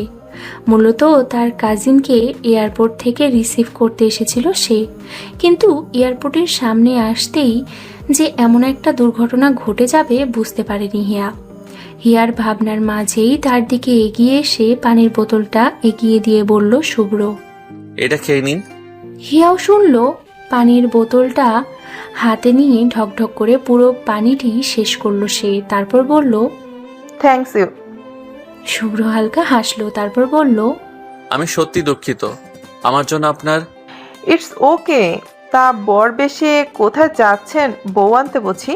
প্রতি উত্তরে নিজের জামা কাপড়ের দিকে তাকিয়ে বলল শুভ্র। তেমনটা হওয়ার কথা ছিল, কিন্তু হবে না। শুভ্রের কথা শুনে হিয়া অবাক হয়ে বলল, হবে না মানে? মানে এটাই, আমি বিয়ের আসর ছেড়ে চলে এসেছি মাত্র।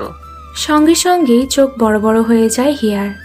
সে যে প্লটের গল্প লেখে, সেই প্লটেরই একজন চরিত্রকে চোখের সামনে দেখবে ভাবতেই পারেনি হিয়া। তবে হিয়ার গল্পের চরিত্রটা ছিল উল্টো, মানে বিয়ের আসর ছেড়ে মেয়ে পালিয়ে যায়, কিন্তু এখানে তো ছেলে পালিয়ে এসেছে। হিয়া অবাক হয়ে বলল, ইন্টারেস্টিং তো। হুট করেই হিয়ার মুখে ইন্টারেস্টিং ওয়ার্ডটা শুনে বেশ অবাক হয়ে বলল শুভ্র। মানে? উত্তরে উত্তেজিত কণ্ঠ নিয়ে বলল হিয়া, মানে আই কান্ট বিলিভ দিস, যে আমারই গল্পের প্লটের মতো কোনো চরিত্রের লোকের সাথে আমার দেখা হবে। শুভ্র অবাক হলো খুব। হিয়ার থেকে খানিকটা দূরত্ব নিয়ে বসলো সে। তারপর আবারও প্রশ্ন করলো, আপনার কথার মানেটা বুঝলাম না। এবার হিয়া বেশ আগ্রহ নিয়েই শুভ্রের দিকে নিজের হাত এগিয়ে দিয়ে বলল, হাই, আমি হিয়া রহমান। হিয়ার কাজ আর কথা শুনে শুভ্র হাত মিলালো হিয়ার সাথে। তারপর বলল, হ্যালো। শুভ্রের কথা শুনেই হিয়াও তৎক্ষণাৎ শুভ্রের সাথে হাত মিলিয়ে গটগট করে বলতে লাগলো, আমি একজন স্টোরি রাইটার। আমার নিজস্ব একটা ফেসবুক পেজ আছে যেখানে আমি গল্প লিখি প্লাস উপন্যাসও লিখি। ছোট করে বললে উপন্যাসিকা বলতে পারেন। দুটো পাণ্ডুলিপি বের করার ইচ্ছা আছে খুব। যে যাই হোক, আমার নেক্সট গল্পের থিমটা একদম আপনার চরিত্রে সাজাতে চেয়েছিলাম, যে বিয়ের আসর ছেড়ে বউ পালিয়ে যাবে। তবে কেউ যে সত্যি সত্যি বিয়ের আসর ছেড়ে পালিয়ে আসবে, এটা কল্পনার বাইরে ছিল আমার। আচ্ছা, আপনি যে বাড়ি ছেড়ে চলে এসেছেন, এটা এতক্ষণে আপনার বাড়ির সবাই জেনে গেছে, তাই না? হিয়ার কথা শুনে শুভ্র কিছুক্ষণ ভেবে বলল, হবে হয়তো। নিশ্চয়ই বাড়ি জুড়ে হুল্লোড় নেমেছে, বর পালিয়ে গেছে, বর পালিয়ে গেছে। এবারও মাথা নাড়িয়ে বলল শুভ্র। আশেপাশের লোকজন নিশ্চয়ই এতক্ষণে আপনার পরিবার সাথে আপনার হবু বউকে নিয়ে সমালোচনা জুড়ে দিয়েছে। নানা লোকে নানান কিছু বলছে, নিন্দা করছে, অপয়া বলছে, আরো কত কি, তাই না? এবার থেমে যায় শুভ্র, মাথা নিচু করে ফেলে তৎক্ষণাৎ, কারণ এই প্রশ্নের উত্তর আপাতত জানা থাকলেও বলার সাহস নেই শুভ্রের। শুভ্রকে চুপ থাকতে দেখে আবারও বলে উঠল হিয়া। কি হলো, চুপ করে আছেন কেন? প্রতি উত্তরে হিয়ার দিকে তাকিয়ে বলল শুভ্র। আপনি যা বলতে চান তা ডিরেক্টলি বলুন। শুভ্রের কথা শুনে স্বাভাবিক গলায় বলল হিয়া। এটাই বলতে চাই, জীবনটা হাতে লেখা কোনো গল্প নয়। গল্পে আমরা যে জিনিসটা খুব ইজিলি পেয়ে যাই, বাস্তবে ততটা ইজিলি পাওয়া খুব কঠিন।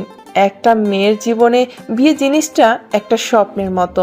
আপনি যাকে বিয়ে করবেন না বলে চলে এসেছেন, সেই মেয়েটা হয়তো আপনাকে নিয়ে আকাশ পাতাল স্বপ্ন নিয়ে বসে আছে। আপনি কেন চলে এসেছেন এটা আপনি জানি না। আচ্ছা, আপনি কেন চলে এসেছেন এটা আমি জানি না, কিন্তু আমি বলবো আপনি ভুল করেছেন। হিয়ার কথা শুনে শুভ্র বলল, আমি জানি আমি ভুল করছি, কিন্তু বিয়েটা হয়ে গেলে যে আরো বড় ভুল হবে। এটা আপনার আগে ভাবা উচিত ছিল। তো একগা লোকজন আর বিয়ে বাড়ি ছেড়ে পালিয়ে আসাটা কি বুদ্ধিমানের কাজ হলো? আমি বাধ্য ছিলাম। শুভ্রের কথায় হাসলো হিয়া, বলল, আমরা তো বাধ্যরই কাঙ্গাল। আচ্ছা, কোনো কাজটা আমরা বাধ্যবিহীন করি বলুন তো? এই যে আমি এখানে বসে আছি, এটাও কিন্তু এক প্রকার বাধ্য হই, কারণ আমি পায়ে চোট পেয়েছি। তাহলে আপনি বলতে চাইছেন আমার বাধ্য হয়ে বিয়েটা করে ফেলা উচিত? উত্তরে মাথা নাড়ায় হিয়া, বলে, কমেছে কাম আপনার পরিবার আর আপনার হবু বউয়ের কথা ভেবে তো করে ফেলা উচিত। আপনি বুঝতে পারছেন না, আমার যার সাথে বিয়ে হচ্ছে তার সাথে আমার যায় না, তাকে আমার পছন্দ না। ওর ভীত ভীত স্বভাব, একটুতে ইমোশনাল হয়ে যাওয়া, বোকা বোকা কাজকর্ম ইত্যাদি ইত্যাদি কিছুই পছন্দ নয় আমার। এতক্ষণে যেন হিয়ার কাছে পরিষ্কার হলো শুভ্রের বিয়ের আসর ছেড়ে পালিয়ে আসার মূল কারণ। হিয়া হাসলো, উচ্চ স্বরে হাসলো, বলল, আপনি সামান্য এই বিষয়ের জন্য বিয়ের আসর ছেড়ে পালিয়ে এসেছেন? আপনার কাছে এটা সামান্য মনে হচ্ছে? তা নয় তো কি। শুনুন, আমরা যাকে ভালোবাসি তার এলোমেলো চুল, অগোছালো স্বভাব, ফ্যাকাশে চেহারাতেও মায়া খুঁজে পাই। আর যাকে ভালোবাসি না তার সাজানো চুল, গোছানো স্বভাব, মায়াবী চোখের মাঝেও বিরক্ততা খুঁজে পাই।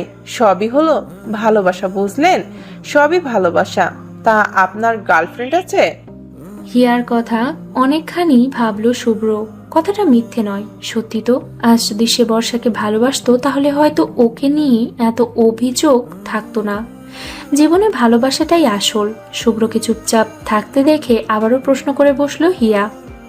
কি হলো, কথা বলছেন না কেন? গার্লফ্রেন্ড আছে আপনার?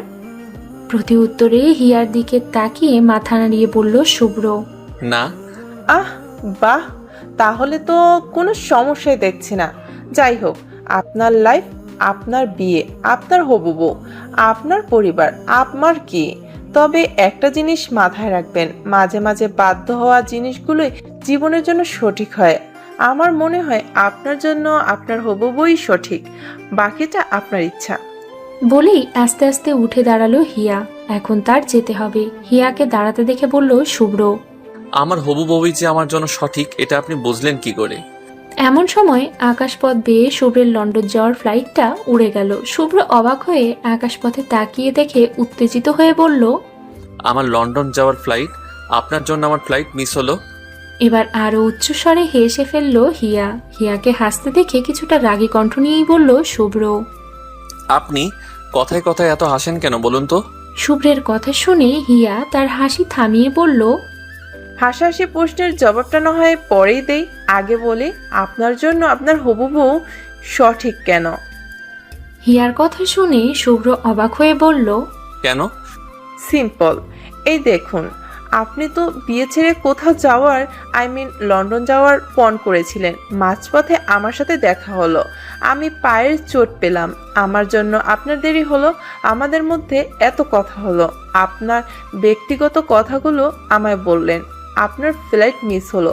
এগুলো কি একটা হওয়ার কথা ছিল নাকি? হিয়ার কথা শুনে সত্যি সত্যি থমকে গেল শুভ্র। সত্যি তো, এগুলোর একটাও তো হওয়ার কথা ছিল না। আর যেখানে সে তার ব্যক্তিগত কথাগুলো বাড়ির মানুষের সামনেই বলতে পারলো না, সেখানে এই মেয়ের সামনে নির্দ্বিধায় বলে দিল।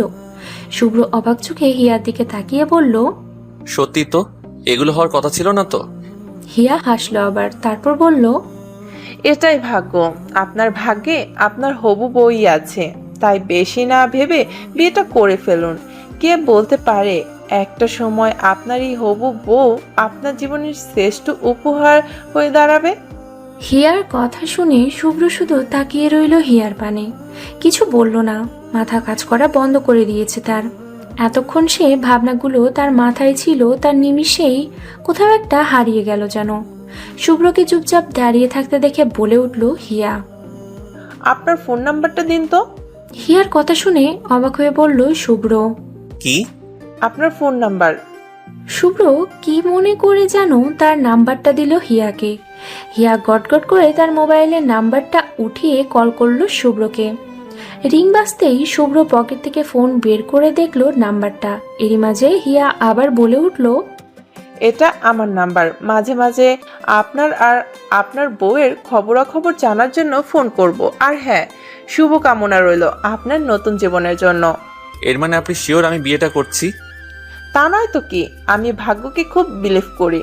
আর আপনার যা দেখছি তাতে আপনার ভাগ্যে আপনার হবু বই আছে। আচ্ছা, আপনার নামটা কি বলুন তো? কেন বলুন তো? আরে, নাম্বার সেভ করতে হবে তো। হিয়ার কথা শুনে শুভ্র বলে উঠল, শুভ্র। শুভ্র, আচ্ছা। আর আপনার বইয়ের নাম? বর্ষা। ওহ, শুভ্র বর্ষা, নাম দুটো মিলে আছে তো, খুব পারফেক্ট কাপল। যাই হোক, আমায় এখন যেতে হবে মিস্টার হিরো, বাকি কথা ফোনে হবে। ভালো থাকবেন। বলেই এয়ারপোর্টের উদ্দেশ্যে রওনা হলো হিয়া। পায়ে চোট থাকায় হালকা কষ্ট হচ্ছে হিয়ার, তবে সেই কষ্টকে টোটালি উপেক্ষা করে চলল সে। আর এদিকে শুভ্র জাস্ট অবাক হয়ে তাকিয়ে রইল হিয়ার যাওয়ার পানে। বহুত বিপাকে ফেলে গেল মেয়েটা। এখন কি করবে শুভ্র? বাড়ি ফিরে যাবে আবার? কিন্তু বাড়ি ফিরে কি করবে, সবাইকে কি বলবে? আর অনেক তো বোধহয় এতক্ষণে সবাইকে সবটা বলে দিয়েছে। এরই মাঝে শুভ্রের ভাবনার মাঝে ফোনটা আবার বেজে উঠল।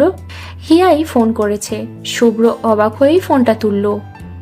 এদিক এয়ারপোর্টের সামনে দাঁড়িয়ে বলল হিয়া, কি এত ভাবছেন মিস্টার হিরো? আমি তো বলছি আপনার ভাগ্যে আপনার হবু বউ বর্ষাই আছে। শুভ্র শুনল হিয়ার কথা। নিজের অজান্তেই বাড়ির উদ্দেশ্যে রওনা হলো সে।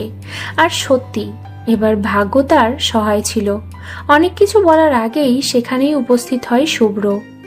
আর ভাবনাহীনভাবেই বিয়েটা করে ফেলে সে বর্ষাকে। পুরো বাড়ির আসরে হিয়ার কথাগুলো মাথায় রেখে বিয়েটা করে শুভ্র।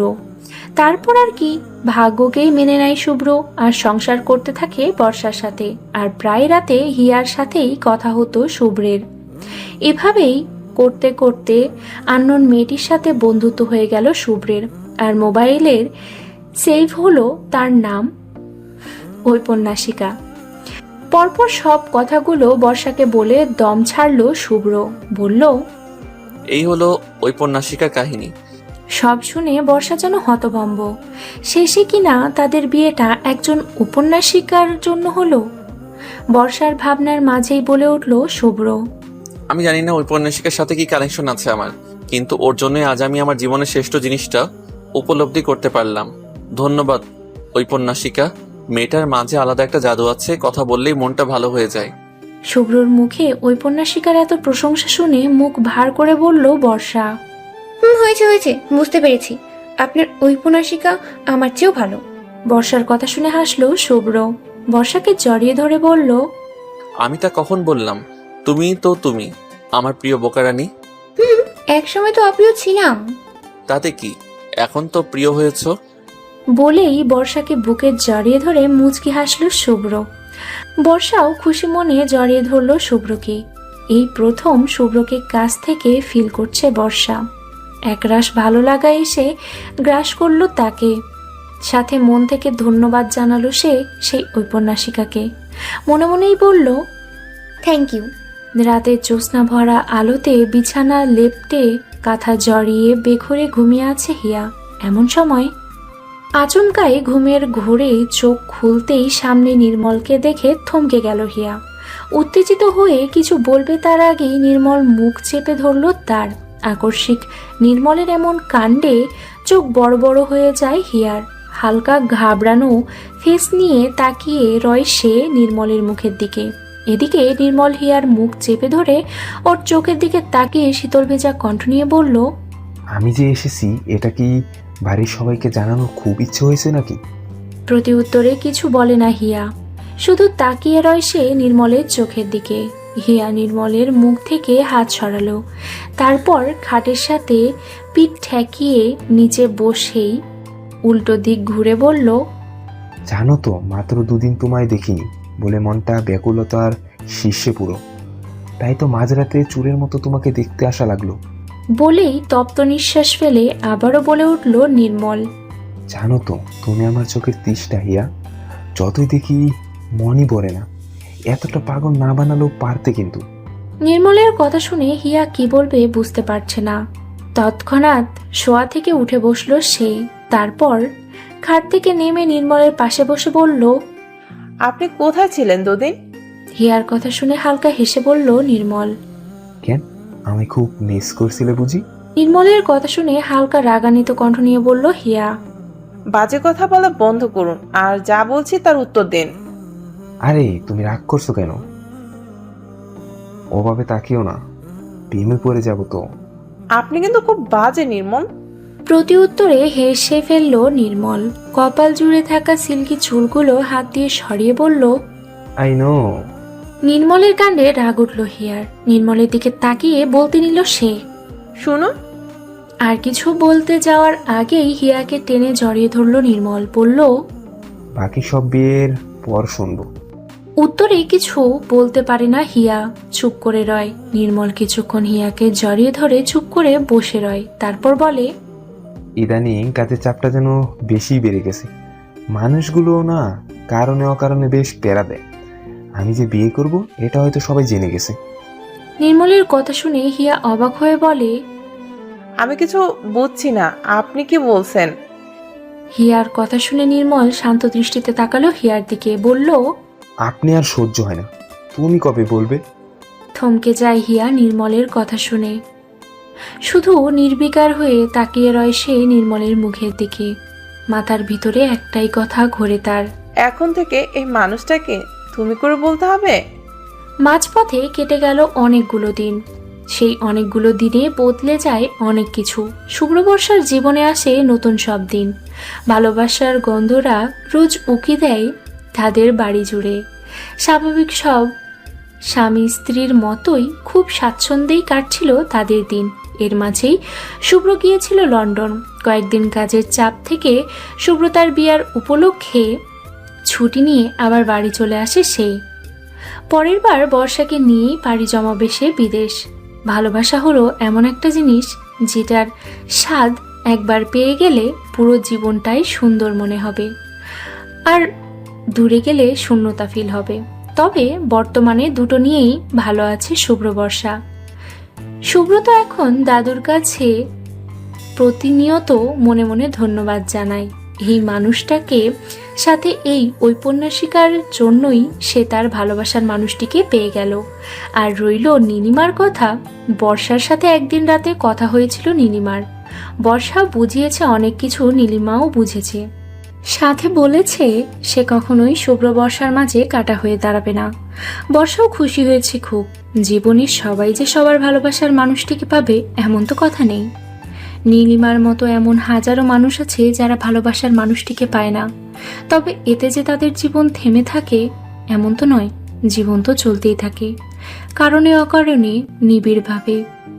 রোদ্দুরে প্রখর খুব, চারপাশে রাস্তার দুধারে এগিয়ে চলেছে অগণিত যানবাহন। আর এই অগণিত যানবাহনের মাঝেই শুভ্রতার বিয়ের শপিং করার উদ্দেশ্যে যাচ্ছে শুভ্র বর্ষা। বাকি সবাই আগেই চলে গেছে শপিং মলে, এখন শুধু এদের পালা। মূলত শুভ্রের ঢিলেমির জন্যই একা যেতে হচ্ছে তাদের। এতে অবশ্য হালকা রেগেও আছে বর্ষা। বর্ষাকে চুপচাপ মুখ ফুলিয়ে বসে থাকতে দেখে বলল শুভ্র, কি হলো, এভাবে মুখ ফুলিয়ে আছো কেন? উত্তরে নিশ্চুপ বর্ষা। বর্ষাকে চুপ থাকতে দেখে আবার বলে উঠল শুভ্র। কি হলো, কথা বলছো না কেন? এবারও চুপ বর্ষা। ও, বুঝতে পেরেছি, লেট হয়ে গেছে বলে রাগ করেছো। এবার মুখ খুলল বর্ষা, বলল, আপনি ইচ্ছে করে লেট করলেন তাই না? তোমায় কতবার বলেছে আপনি করে বলবে না, তুমি করে বলবে। আমিও তো কতবার আপনি বলেছি আমার দ্বারা তুমি বলা সম্ভব হবে না। তোমার দ্বারা কি সম্ভব বলো তো? কি পারো তুমি? কেন? রান্না করতে পারি, আপনার জামা কাপড় গুছিয়ে রাখতে পারি, আর আপনি ভালোবাসতে। বর্ষার কথা শুনে শুভ্র ভ্রুকুচকে বলল, কচু পারো, ভালোবেসে একটা কিসও তো করতে পারো না। সঙ্গে সঙ্গে চোখ বড় করে ফেললো বর্ষা। কি সব আবল তাবল বলছেন আপনি? শুভ্র কিছু বলবে এমন সময় বিকট শব্দে ফোনটা বেজে উঠল বর্ষার। উপরে শাশুড়ি মায়ের নাম্বার দেখে তৎক্ষণাৎ ওঠালো সে, বলল, হ্যালো মা। বর্ষার ভয়েস শুনে অপর পাশে বর্ষার শাশুড়ি মা বলে উঠলেন, কোথায় তোমরা? এই তোমার রাস্তায়। তাড়াতাড়ি আসো, তোমাদের জন্য অপেক্ষা করছি তো আমরা। আসছি মা, তোমরা শপিং করা শুরু করে দিয়েছো কি? না, তোমাদের জন্যই তো অপেক্ষা করছি, কতক্ষণ লাগবে? এই তো আর অল্প কিছুক্ষণ। ঠিক আছে, তাড়াতাড়ি এসো। বলেই ফোন কাটলো শুভ্রের মা। বর্ষা কান থেকে ফোন সরিয়ে বলল, এইসব আপনার জন্য হয়েছে। কতবার বললাম শুভ্র উঠুন, শপিং করতে যাব, কিন্তু না, আপনার তো পড়ে পড়ে ঘুমানো ছাড়া আর কাজ নেই। আমি কি ইচ্ছে করে ঘুম থেকে উঠি না? আমার ঘুম না ভাঙলে আমি কি করতে পারি? আপনি কি করতে পারেন মানে? বলেই গাল ফুলিয়ে বসে রইল বর্ষা। এই শুভ্রের সাথে কথা বলাই বেকার। বর্ষার কাজে হাসলো শুভ্র, বলল, এত রাগ করে না বোকারানি, তোমায় রাগলে যারও বেশি রাগাতে মন চায়। শুভ্রের কথা শুনে ভ্রুকুচকে তাকালো বর্ষা। সে ভেবেছিল শুভ্র হয়তো রাগলে তাকে সুন্দর লাগে, এমন কথা বলবে, কিন্তু বলল কি? বর্ষার রিয়াকশন দেখে উচ্চস্বরে হেসে ফেলল শুভ্র। শুভ্রের কাণ্ডে বর্ষা শুভ্রের দিকে তেড়ে এসে বলল, আপনি খুব বাজে শুভ্র, খুব বাজে। বলেই শুভ্রকে কিলঘুষি মারতে থাকে বর্ষা। বর্ষার কাজে শুভ্র হতভম্ব হয়ে বলল, আরে আরে, কি করছো? অ্যাক্সিডেন্ট হয়ে যাবে তো। হয় হোক গিয়ে। বলেই আর কয়েকটা কিলঘুষি মেরে সরে বসলো বর্ষা। বর্ষা থামতেই শুভ্র বর্ষার দিকে তাকিয়ে বলল, অবশেষে মুক্তি। উত্তরে কিছু বলে না বর্ষা, চুপচাপ মুখ ভার করে তাকিয়ে রয় সে জানালার দিকে। এবার শুভ্র সিরিয়াস হলো। বর্ষাকে নিজের সাথে মিশিয়ে নিয়ে শীতল ভেজা কণ্ঠে বলল, তুমি রাগ করলেও ভালোবাসি, অভিমান করলেও ভালোবাসি, কাছে থাকলেও ভালোবাসি, দূরে গেলেও ভালোবাসি। তোমায় ভালোবেসে যাব সারাটি জীবন, আমার প্রিয় বোকারানি। হয়েছে বেশি বেশি। এত সুন্দর কথা বললাম, নাম দিলে না। ঠিক আছে, কোনো ব্যাপার না, আমরাই তো। উত্তরে হেসে ফেলে বর্ষা, বলে, আপনি না সত্যি যাচ্ছে তাই। বর্ষার কথা শুনে হেসে ফেলে শুভ্র, তবে কিছু বলে না। এগিয়ে চলে নিজেদের গন্তব্যের দিকে। এমন সময় হঠাৎই উল্টো দিক থেকে তাদের দিকে আসছিল একটা ট্রাক। ব্রেক ফেল করেছে সেটা। আচমকাই সামনে ট্রাক চলে আসায় হতভম্ব হয়ে যায় শুভ্র। সাথে উত্তেজিত হয়ে গাড়ি এদিক ওদিক ঘোরাতে গিয়ে গাছের সাথে বাড়ি খায় সজোরে। আর ট্রাকটাও ছিটকে চলে যায় অন্য সাইডে। মুহূর্তের মধ্যে ঘটে যায় এ অঘটন। বর্ষার মুখ দিয়ে রক্ত বের হচ্ছে অনবরত। শুভ্রেরও মাথা ফেটে রক্ত বের হচ্ছে খুব। শুভ্র তাকালো বর্ষার দিকে। যত্নায় কাতর হয়ে ছটফট করছে দুজনেই। হঠাৎই শুভ্র তার চোখ বন্ধ করে ফেলল, হারিয়ে গেল অতল অন্ধকারে। চারপাশের লোকজন ছুটে আসলো তাদের দিকে। শোনা গেল চারপাশে, অ্যাক্সিডেন্ট হয়েছে, অ্যাক্সিডেন্ট। আজ 6 মাস হতে চলল হিয়া তার পেজে গল্প দিচ্ছে না। ধূসর শ্রাবণ নামে চলতি গল্পের রানিং পার্ট চলছে এখনো। তার পুরো পাঠক মহলে ঝড় উঠে গেছে গল্পের শেষের সেই অ্যাক্সিডেন্টের পর কি হলো শুভ্র বর্ষার। ওরা কি বেঁচে আছে নাকি মারা গেছে? লেখিকা গল্প কেন দিচ্ছে না? কেন এখনো গল্পের লাস্ট পার্ট আসছে না? হিয়া ফেসবুক মেসেঞ্জার পেজের ইনবক্স গ্রুপ চারিদিকেই হট্টগোল পড়ে গেছে, কিন্তু হিয়া কারো প্রশ্নের জবাব দিচ্ছে না। বিগত 6 মাস যাবৎ পুরোই নিখোঁজ হিয়া। কোথায় গেছে এই হিয়া নামক উপন্যাসিকা? উত্তর মেলে না। অতপর সময়ের সাথে সাথে তলিয়ে গেল সবকিছু। কিন্তু অনেকেই ব্যাকুল হয়ে আছে শুভ্র বর্ষার এন্ডিং পার্টটা জানার জন্য। কিন্তু লেখিকা তো দিচ্ছে না। নানান সমালোচনা চলছে চারিদিকে, কিন্তু উত্তর কারো কাছেই যেন মিলছে না। শ্রাবণ মাস, চারিদিকে বৃষ্টি আসার পূর্বাভাস চলছে। আকাশে মেঘেরা কালো হয়ে আছে, থমথমে বাতাস বইছে খুব। গাছের পাতারাও উড়ে চলেছে নিবিড়ভাবে। এসবের ভিড়েই এয়ারপোর্টের সেই সিমেন্টের তৈরি বসার জায়গাটায় বসে আছে হিয়া। পরনে তার হোয়াইট কালার জর্জের 3 পিস, খোলা চুল, চোখে কালো ফ্রেমের চশমা, হাতে ডায়েরি সমেত, মুখে কলম রেখে চুপচাপ বসে আছে সে। মাথার ভিতর বিগত 6 মাসের ধূসরতা ঘুরছে তার মাঝে। অগণিত পাঠকের অগণিত কথা, অগণিত সমালোচনা সবই দেখেছে সে, কিন্তু সেই বা কি করবে? সে তো নিজেও বিগত 6 মাস যাবৎ শুভ্র বর্ষার অ্যাক্সিডেন্টের পর কি হলো তা জানার জন্য ব্যাকুল হয়ে আছে। শুভ্রের সাথে যে নাম্বার দিয়ে কথা হতো সেটা বিগত 6 মাস যাবৎ বন্ধ। হিয়া যে কতভাবে শুভ্রকে খুঁজে বের করার চেষ্টা করেনি তা বলা বড়ই দায়।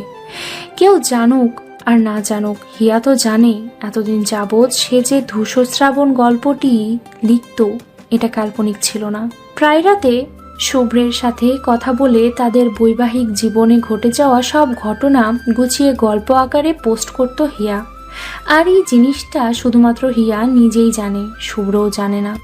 তাহলে হুট করে লাস্টের দিকটা না জেনে কি করে লিখল হিয়া? কি হয়েছিল সেদিন?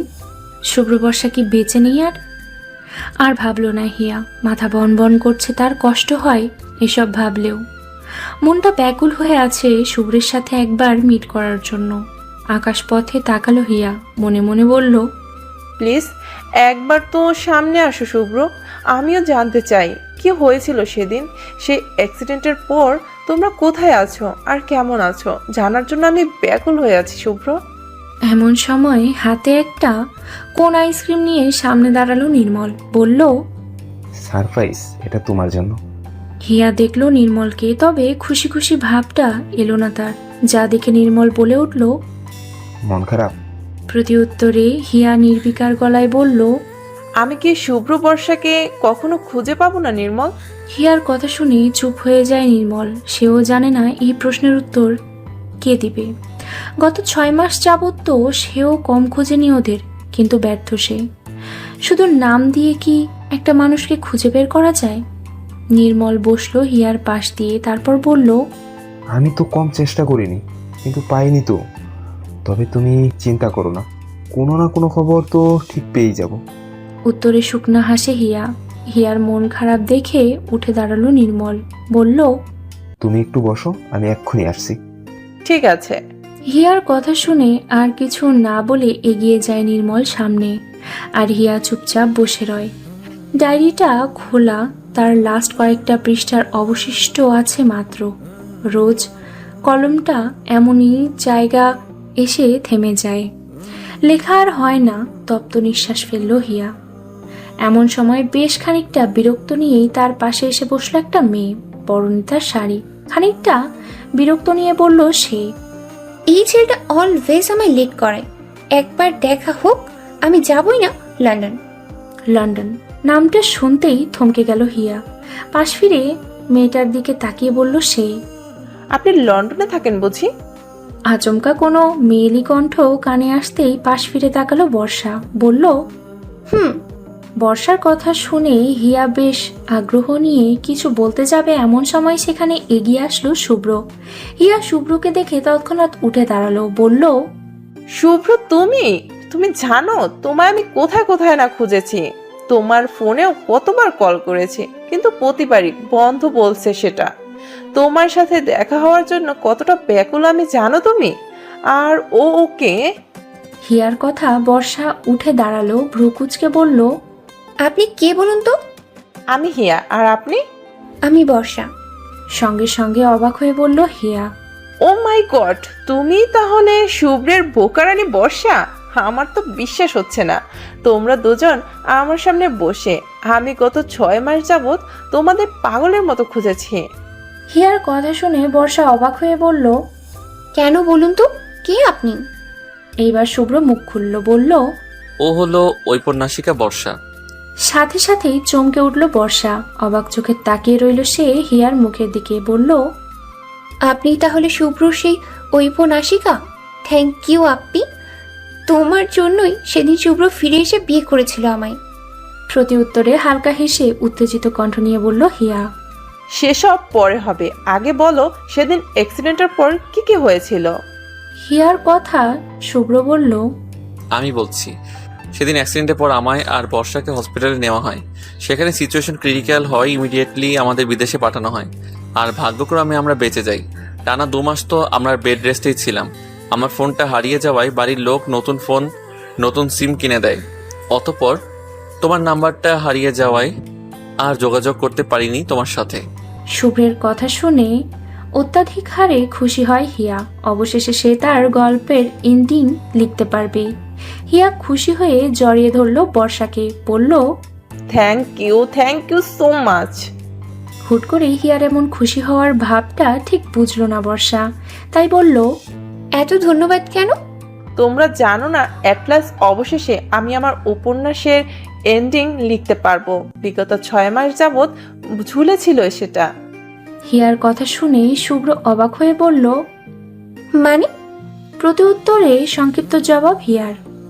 তা না হয় অন্য আরেকদিন বলবো। এমন সময় হাতে অনেকগুলো লাভের বেলুন নিয়ে এগিয়ে আসতে লাগলো নির্মল। হিয়া নির্মলকে দেখেই খুশি হয়ে দৌড়ে গিয়ে জড়িয়ে ধরলো নির্মলকে। বলল, জামাই, আজ আমি ভীষণ খুশি। সবশেষে গল্পের পরিসমাপ্তি দিতে পারবো আমি।